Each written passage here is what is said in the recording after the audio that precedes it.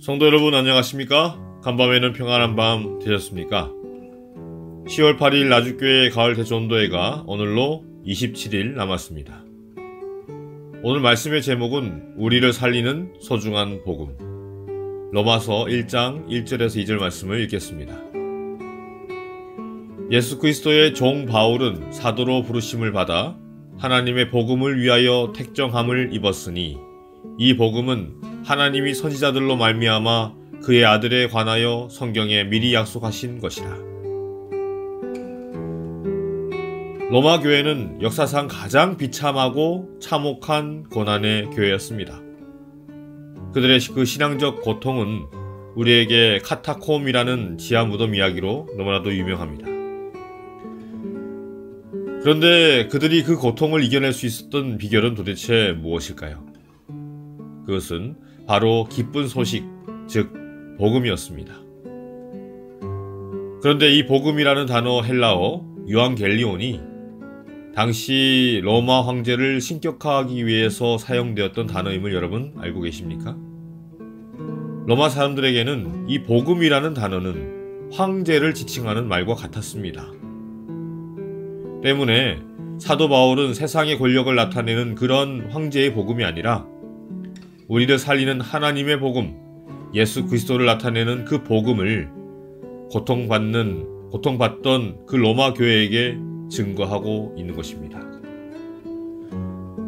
오늘날도 이 세상은 권력, 물질 등 사람들이 가진 것으로 무엇을 얼마나 가지고 있는가에 따라 그 사람의 가치가 정해지는 그러한 세상입니다. 한 개인을 죽이기도 살리기도 하는 그 돈이 황제가 되어 있는 이 세상을 우리도 역시 살아가고 있고 그 영향력 가운데서 우리도 살아가고 있습니다. 그러나 성도 여러분, 눈에 보이는 그 물질, 명예, 권력이 우리의 신이 아니라 날 위해 십자가를 지신 예수 그리스도, 그분이 우리의 주가 되신다라는 것을, 세상의 부귀영화가 복음이 아니고 예수 그리스도로 인한 하나님의 복음이 우리를 살리는 진정한 복음이라는 것을 여러분 결코 잊지 마시길 바랍니다. 우리의 삶이 바뀌는 데는 두 가지 유형이 있습니다. 먼저 우리 주변의 환경과 여건과 사람이 바뀌면 삶이 바뀔 수 있습니다. 또 다른 하나는 우리 마음이 완전히 뒤집어질 때 삶이 바뀔 수 있습니다. 여러분, 복음은 우리의 내면을 완전히 뒤바뀌어질 수 있습니다. 뒤집어질 수 있게 해주십니다. 한 젊은이가 스승에게 늘 세상에 대한 불만과 불평을 늘어놓았습니다.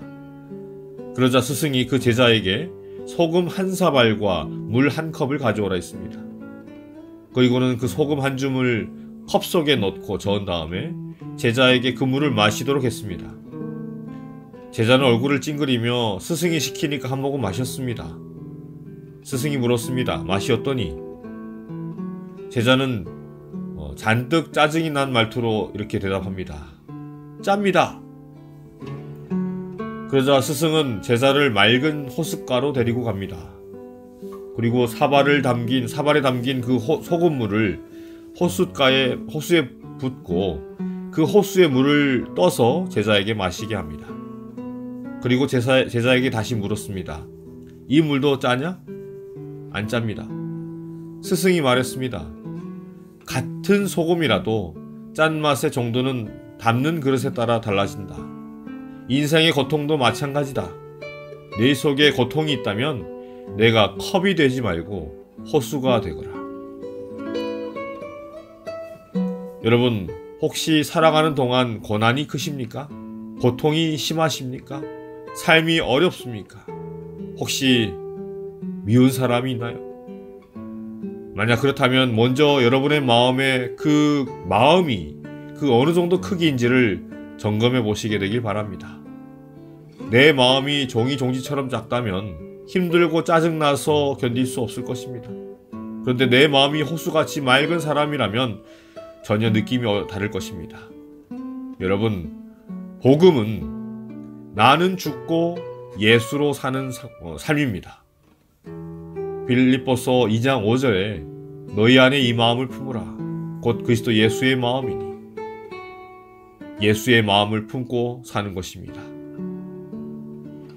우리가 복음을 알면 우리의 마음이 바뀝니다. 성도 여러분, 아무쪼록 무한히 큰 예수의 마음을 품고 그 마음으로 살아가시는 오늘 하루가 되시길 바라며 오늘의 말씀을 마치겠습니다.